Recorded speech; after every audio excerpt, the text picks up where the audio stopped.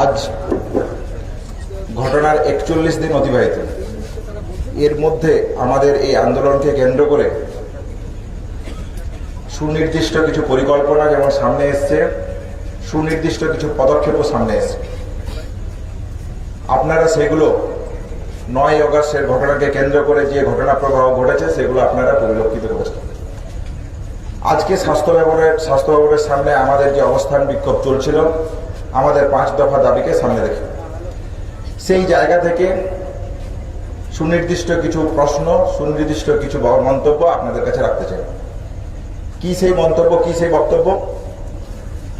9 আগস্টে ঘটনাকে কেন্দ্র করে পশ্চিমবাংলা সহ সারা ভারতবর্ষে যে আন্দোলন গড়ে ওঠে ন্যায় বিচারকে দাবিতে সঙ্গে রেখে, আরজিকর থেকে যেই আন্দোলন শুরু হয়, আরজিকর দিচ্ছে ডাক অভয়া বিচার পাক, সেখান থেকে শুরু করে সমস্ত কলেজ, সমস্ত মেডিকেল কলেজ, সমগ্র স্তরের সাধারণ মানুষ থেকে শুরু করে বিভিন্ন পেশার মানুষ এই আন্দোলনের সাথে সম্পৃক্ত হয় ন্যায় বিচারের দাবিকে সামনে রেখে।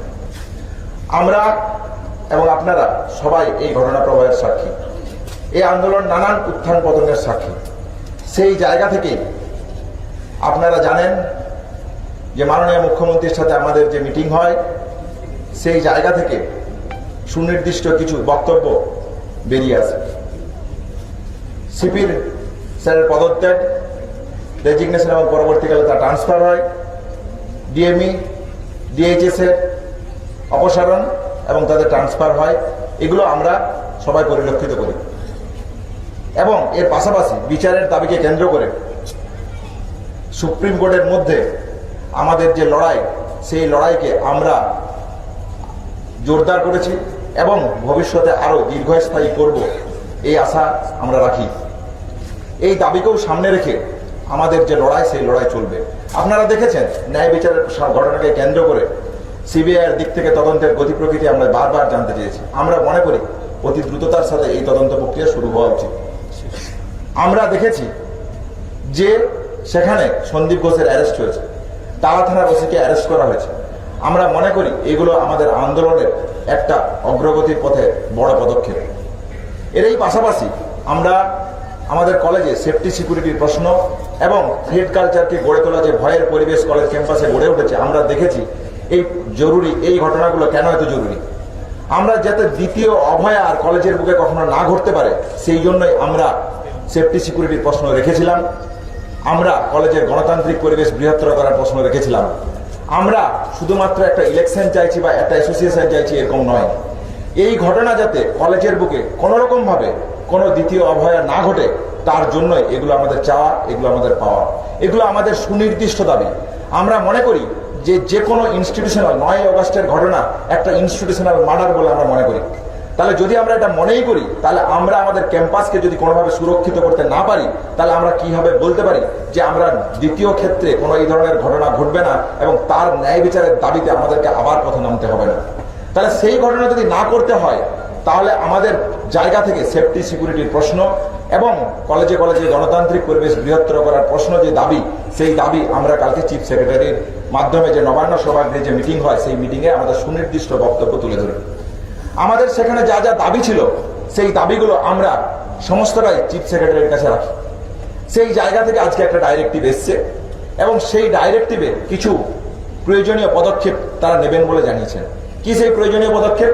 যদি আমরা একটু ওই দিকে যাই, তাহলে আমরা দেখতে পাবো ন্যায় বিচারের দাবিতে যাতে দ্বিতীয় অভয় আর না ঘটে, সেই জায়গা থেকে আমরা কি কি পেয়েছি। সেই জায়গা থেকে আমরা যেমন পেয়েছি যে কেন্দ্রীয় রেফারেল সিস্টেম, যাতে কোনো রোগীকে কোনোভাবেই কোনো রেফারেল সিস্টেমের মধ্য দিয়ে হয়রানির শিকার না হতে হয়। যে যন্ত্রণা আমরা প্রতিনিয়ত কলেজের বুকে প্রতিনিয়ত আমাদের চিকিৎসার জীবনে পরিলক্ষিত করি, যাতে সেই পরিলক্ষিত না হয়।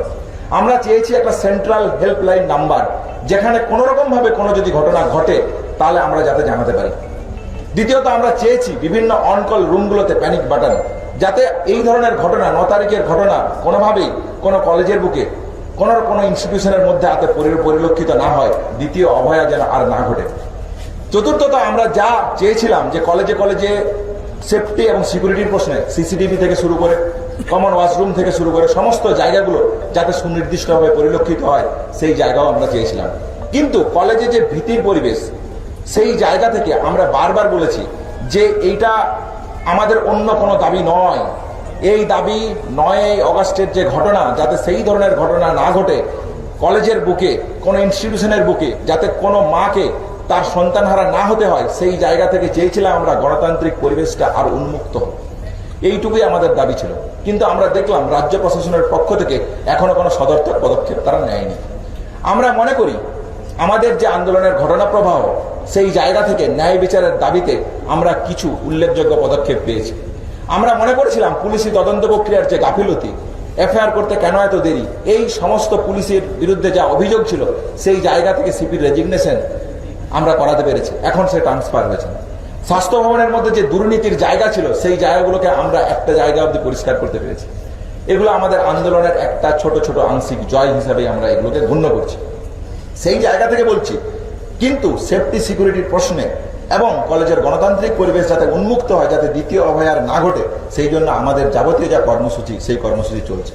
তাহলে এই সমগ্র যে পরিসর, এই পরিসরকে কেন্দ্র করে এবং পশ্চিমবঙ্গের বুকে যে ভয়াবহ বন্যা পরিস্থিতি তৈরি হয়েছে, এই সমস্ত জায়গাকে আমরা কনসিডার করে আমাদের ওয়েস্ট বেঙ্গল জুনিয়র ডক্টরের ফ্রন্ট থেকে আমরা সুচিন্তিত কিছু সিদ্ধান্ত নিয়েছি। কি সেই সিদ্ধান্ত? আমরা মনে করি এই যে সমগ্র পদক্ষেপ হয়েছে ন্যায় বিচারের দাবিতে, এবং ন্যায় বিচারের দাবিতে আমাদের লড়াই কিন্তু শেষ হয়নি। এই লড়াই সুপ্রিম কোর্টের অন্দরে যেমন চলবে, ঠিক সেই রকমই আমাদের রাজপথে আমরা যে অন্যায়ের প্রতিবাদ রেখেছিলাম, সেই পথও থাকবে। সেই জায়গা থেকেই আমরা কালকে স্বাস্থ্য ভবন থেকে সিজিও কমপ্লেক্স অভিযানের ডাক দিয়েছি বিকেল 3টায়। আমার সমস্ত আপামর জনগণ থেকে শুরু করে, সংবাদ বন্ধু থেকে শুরু করে, মিডিয়া বন্ধু থেকে শুরু করে সমস্ত মানুষের কাছে, সমাজের বিভিন্ন পেশার মানুষের কাছে আমার অনুরোধ থাকবে, আমাদের রিকোয়েস্ট থাকবে, আপনারা বিচারের দাবিতে ন্যায় বিচার যাতে অভয়া পায়, যে ডাক ছিল শুরুর থেকে, আরজিকর দিচ্ছে ডাক অভয়া বিচার পাক, সারা বাংলা দিচ্ছে ডাক আরজিকর বিচার পাক, এই দাবিতে এই মিছিল যেন মুখরিত হয়ে ওঠে। আমি মনে করি পশ্চিমবাংলার আপামর জনগণ যারা মনে করেন অভয়ার ন্যায় বিচার পাওয়া উচিত, তাহলে তারা আমাদের এই মিছিলের সাথে সম্পৃক্ত হবেন। দ্বিতীয়ত, যে ভয়াবহ বন্যা পরিস্থিতি তৈরি হয়েছে, আমরা চিকিৎসক হিসেবে এই মানবিক জায়গাটাকে কখনোই এড়িয়ে যেতে পারি না।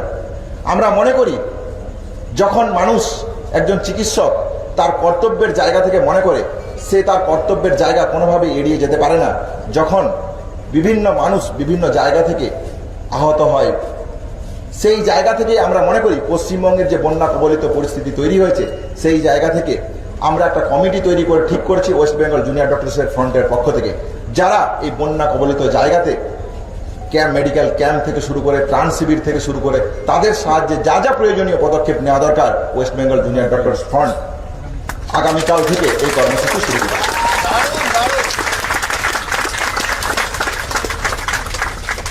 তাহলে এই বন্যা কবলিত মানুষদের জন্য ওয়েস্ট বেঙ্গল জুনিয়র ডক্টরসের পক্ষ থেকে যে অভয়া ক্লিনিকের ডাক দিলাম, সেই অভয়া ক্লিনিক আমরা শুরু করছি। এর পাশাপাশি কলেজের বুকে যে অচলাবস্থা চলছিল, আমরা মনে করি এই ডাইরেক্টিভ পাওয়ার পর এবং আমাদের দাবি দাবার একটা অংশ এবং ন্যায় বিচারের দাবিতে আমাদের যে আন্দোলন চলছে, সেই জায়গা থেকে সিজিও অভিযান যেমন হচ্ছে, সেই জায়গা থেকেই আমরা পরিষ্কার সাধারণ মানুষের উদ্দেশ্যে কথা বলতে চাই।